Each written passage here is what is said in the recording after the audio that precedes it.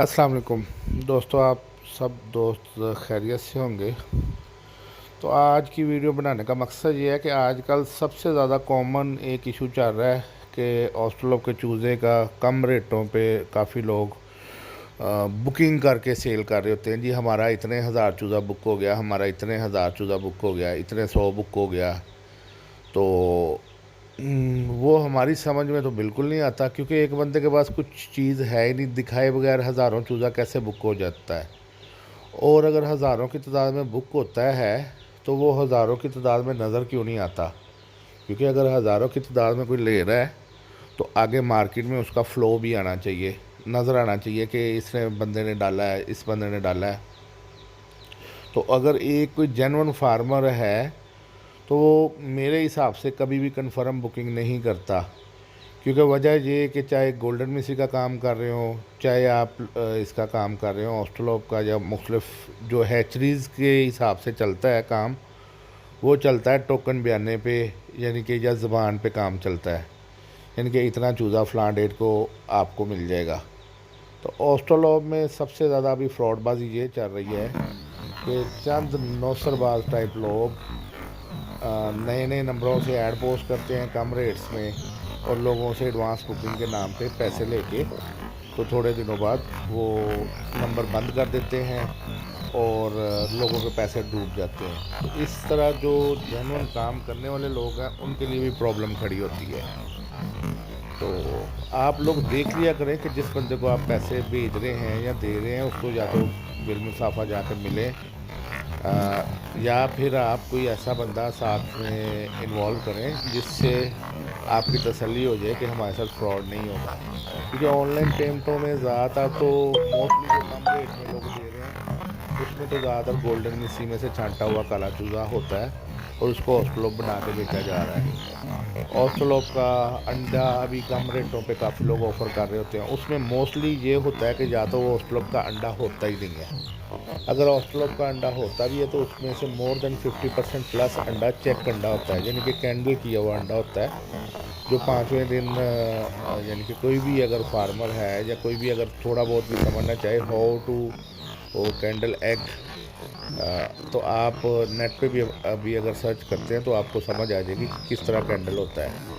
यानी कि अंडे को लाइट पे चेक किया जाता है, उस जिसमें बच्चा बन रहा है वो अंडा फर्टाइल अंडा है, जो इसमें बच्चा नहीं बन रहा वो अंडा अनाड़ी या ऐसे लोगों को दे दिया जाता है जो सर्च कर रहे होते हैं कम रेट्स में। तो उनके साथ पहले हाथ ही ये फ्रॉड हो जाता है, और उसमें मोर देन 70 to 80% अंडा इस तरह का चेक अंडा होता है जिसमें लोगों के साथ हाथ हो जाता है।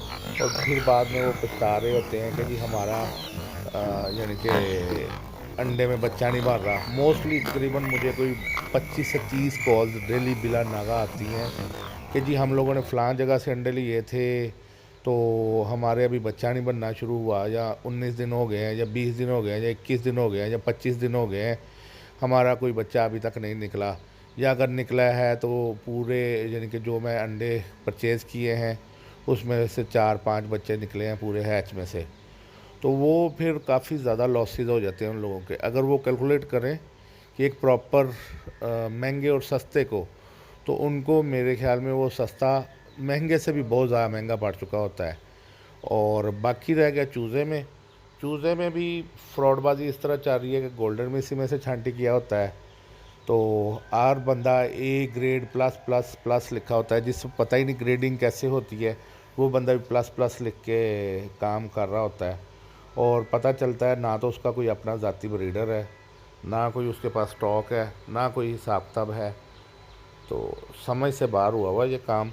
बाकी जो नए फार्मर हैं कोशिश किया करें कि जो भी बंदा काम, जिस बंदे के ऊपर आप इंटरेस्ट करके उससे परचेजिंग कर रहे हैं, उस बंदे को चेक करें कि ये कितना पुराना काम कर रहा है, इसका बैकग्राउंड क्या है, हिसाब किताब देख लिया करें। आप लोग देखते हैं कि सस्ता बर्ड या सस्ता अंडा हमें कहाँ से मिलेगा, तो आप लोग फिर वो लेके तो अपना नुकसान खुद कर लेते हैं, और बाद में हर बंदे को आप लोग ब्लेम दे रहे होते हैं।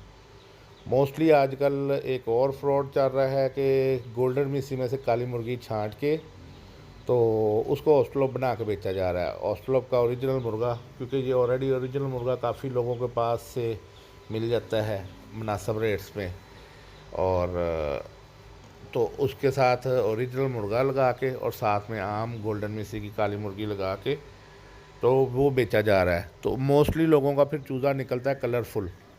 तो मैंने तो वैसे उसका नाम मैजिकल ब्रीड रखा है, क्योंकि आप लेके ऑस्ट्रेलोप पाल रहे हैं और चूज़ा आपका कलरफुल निकल रहा है तो वो मैजिकल ब्रीड ही होगी। पर उसमें सबसे जो मेन इशू आता है, क्योंकि वजह ये कि वो गोल्डन मिसी में छंटा हुआ माल होता है, तो उसने तो अपनी ब्लड लाइन ही निकालनी है। अगर आप ओरिजिनल मेल भी साथ में लगा देंगे तो बच्चा तो फिर भी तकरीबन 80 to 90% बच्चा कलरफुल ही निकलेगा, क्योंकि वो उसके मदर पेरेंट्स ही गोल्डन मिस्री हैं, मिक्स ब्रीड्स में हैं। तो उसने तो अपना ब्लड बैक मारना है।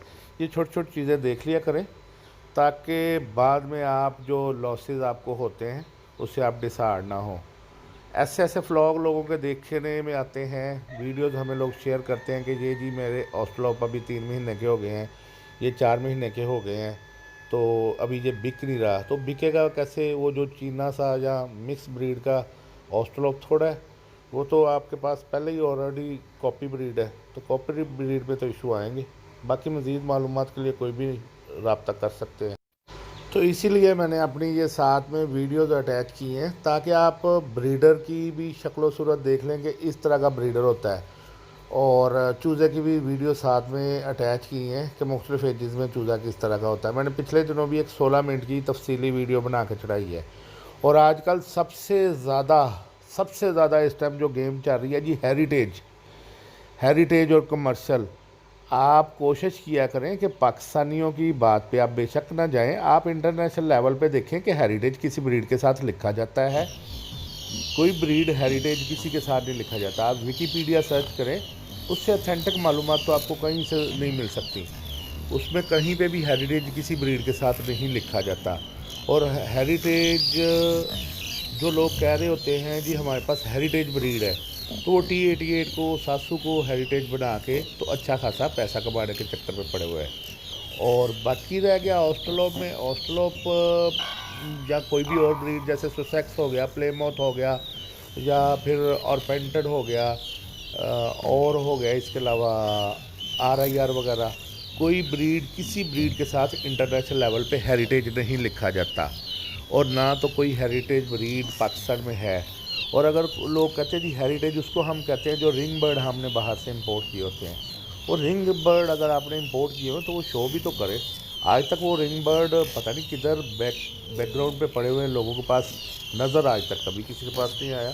ये चीज़ें देख लिया करें ताकि आप छोटे छोटे ये फ्रॉड से बच सके। अस्सलाम वालेकुम, ज़ैन अली फ्रॉम लाहौर।